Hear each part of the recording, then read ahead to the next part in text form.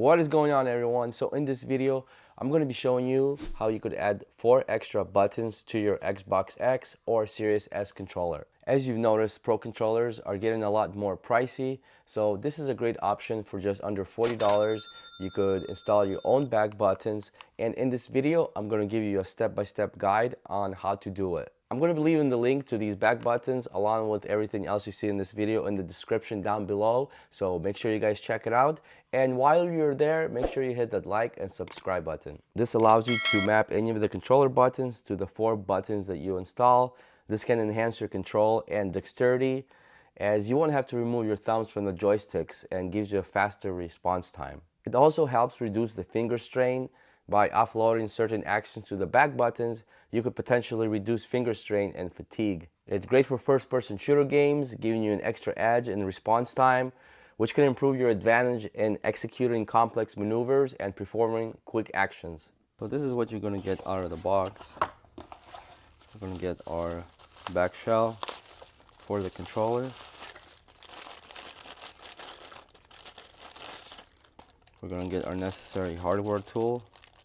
We're going to get 2 of the Torx screwdrivers, the T6 and the T8, and a little Phillips screwdriver, as well as our pry tool. A set of handles for the controller. You can buy different colors, different textures. This is the one with the black with the white paint sprayed. Next, we're going to get all the necessary buttons and clamps.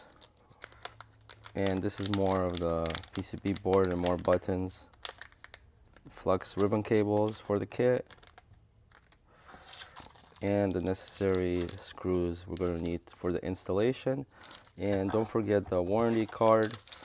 If you have any issues with any of these parts, make sure you reach out to Extreme Rate, before they will send you replacement parts. So for the first part, we're going to install the necessary buttons here for the back case. So once we have the controller assembled, we could just put this back on. We're going to be needing this little package with the material in here. This will be our testing tool. After we do the soldering, we're going to test if all the points are soldered properly. So we're going to be using this later on. So first we're going to be taking this little button that we have here.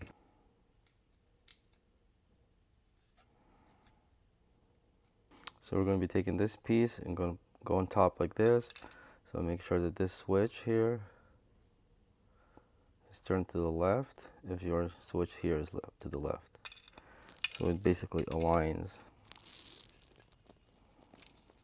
So now we could take our Phillips screwdriver with these little screws and just put it in the 3 little holes. So next part, we're going to take this little bracket here, and we're looking for the one that says K3 and K4 right there. So this one's going to go on this side. But before we screw that, we want to insert our buttons in the bracket.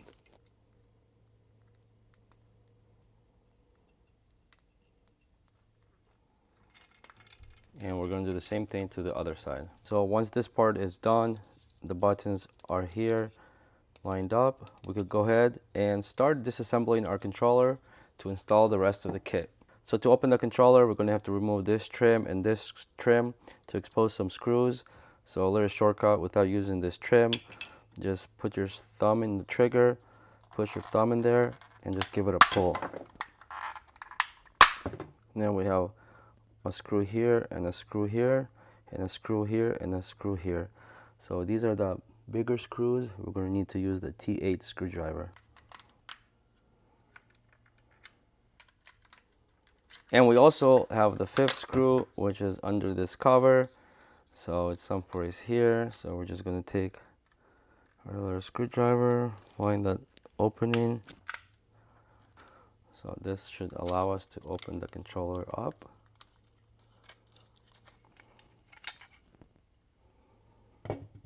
Take this off, and we could also take the front cover off. So we're going to need this part here, the positive and negative for the battery from the back case. So while we're here, let's just go ahead and quickly remove it. Once you push them in, pull it out. While we're here, we could also put the buttons on. So this is going to be K1 and K2. So This is our K1 button.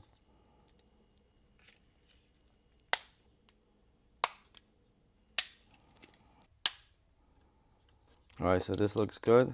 We don't have to worry about this till later on.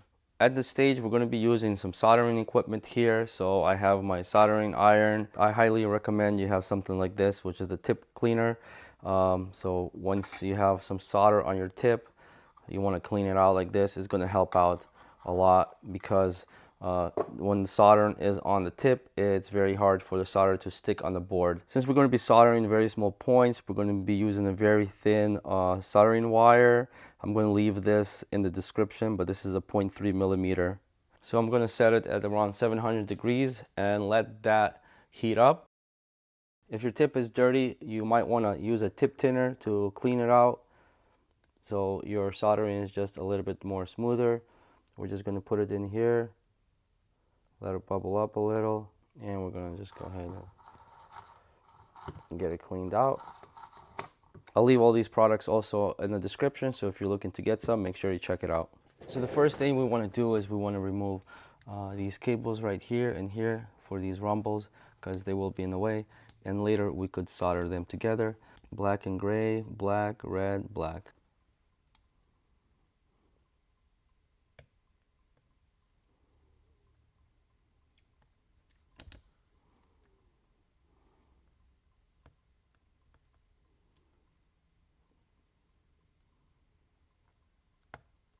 So remove SMD remover oil. This will help remove any of the soldering stuff that doesn't want to come out.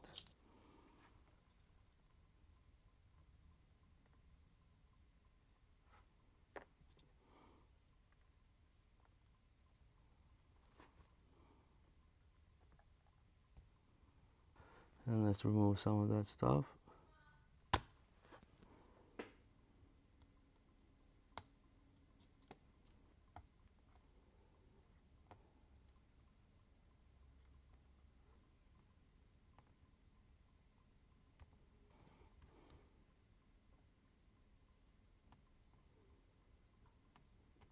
So at this point, we can unscrew these T6 screws here. And here's the second one. So we can just unhook this. We're going to hook it up later. So the left one's on top. Just going to remember that. The right one's on the bottom. So now we could actually take this off. There should be this phone jack here. Just going to remove it. So this will come off. Now we can remove these two. 1, 2. Let's take out this ribbon cable. Place it, align these holes here with the 2 screws we just took off.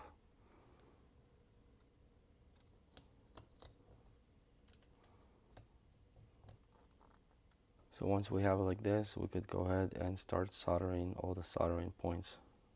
So we're going to have solder these points: P2, 22, 1, 2, 3, 4, 5, 6, 7, 8, 9, 10, 11, 12, 13, 14, 15, 16, and 17. That's a lot of soldering. So let's get started. As I mentioned, these soldering points are so tiny, so we want to be using this tiny, small soldering wire.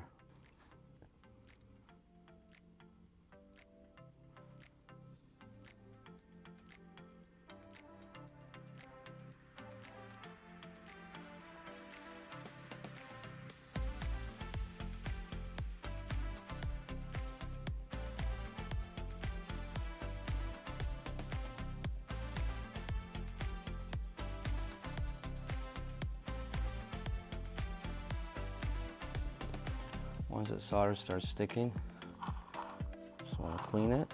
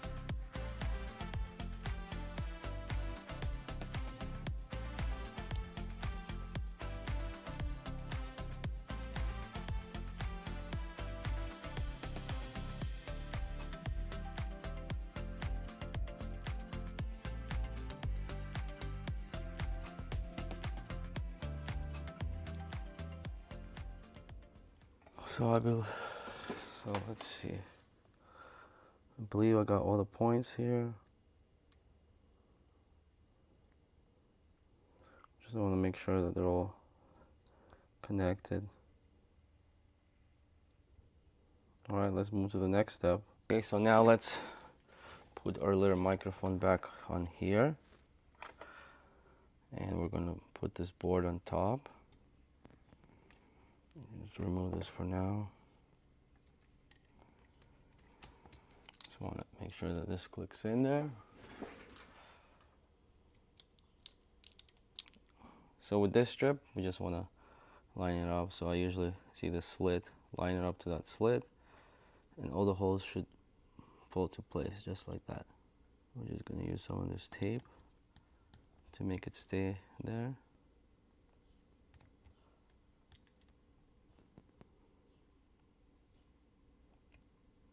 Now for these two, they're much bigger holes, so we can use the thicker wire. This will help out a lot. Melt it and stick it on there.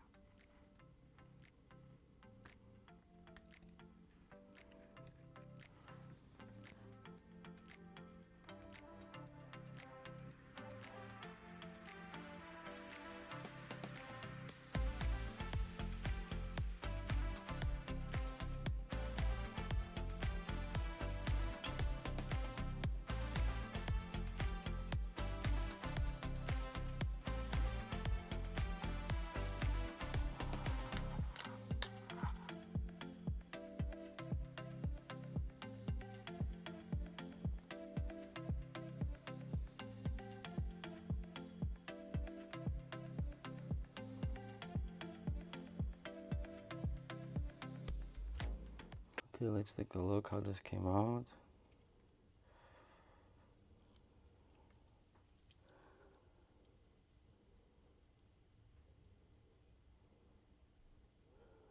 Make sure they're all connected. Oh, this one's not connected. Alright, so let's redo that one.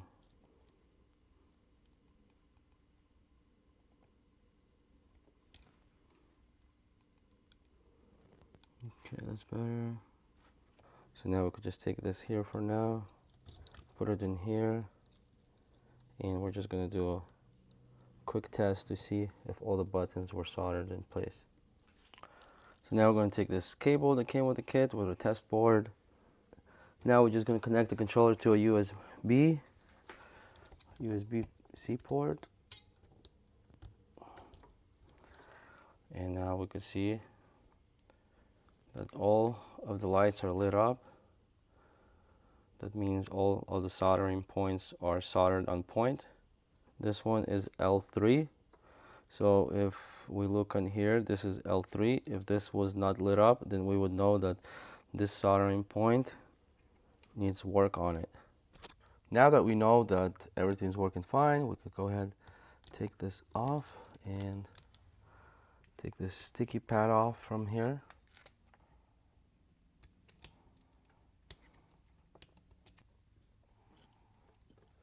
Now we'll take our T6 screws and we're going to screw this board back on.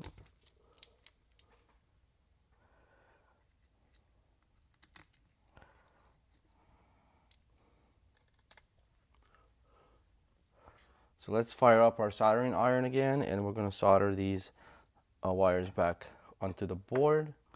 So from the top to bottom, we go with a black and gray, and then black, and then red and black again.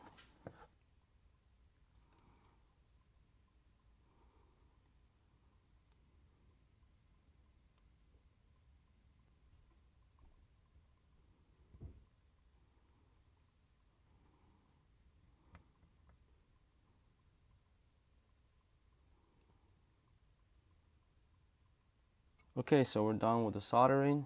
We can now connect these wires. So the left is going to go on the top.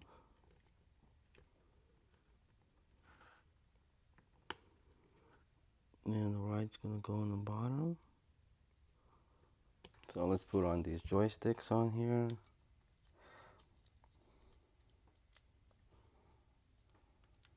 We can Put on the faceplate. Now our back shell is all assembled. So now we could just, first we're going to take this and connect it here.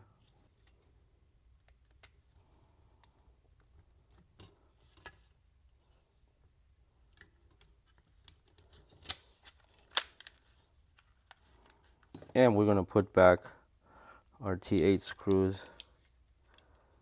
There's 5 of them.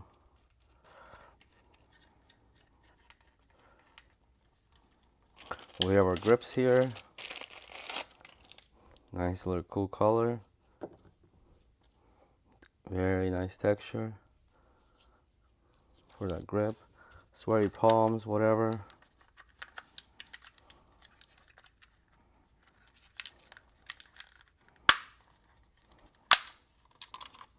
Okay, now we could map the back paddles to the buttons. So to get into mapping mode, we want a power source like USB, or you could put the batteries, and we're going to switch this to the right. And once this light is on, it means that it's in the pair mode. So to pair it, we're going to push the button we want to pair it and the back paddle at the same time. So for K4, I like the A, so I'm going to push K4 and A at the same time. And that blinked 3 times, so that worked. K3 and the trigger. There we go. So if you want to unmap a button, you're just going to do it again and it should blink red. So let's unmap the K3. So that blinks red, so that means it's not mapped. All right, so now let's just do a final test to see if the back paddles work. So we want to make sure it's off from the pairing mode, and let's see. So this one works, this one's mapped, this one's mapped, and this one's mapped. So all the paddles are mapped now, they work fine. So yeah, this is a very great alternative for some back paddles if you want to save some money and not spend hundreds of dollars on a pro controller.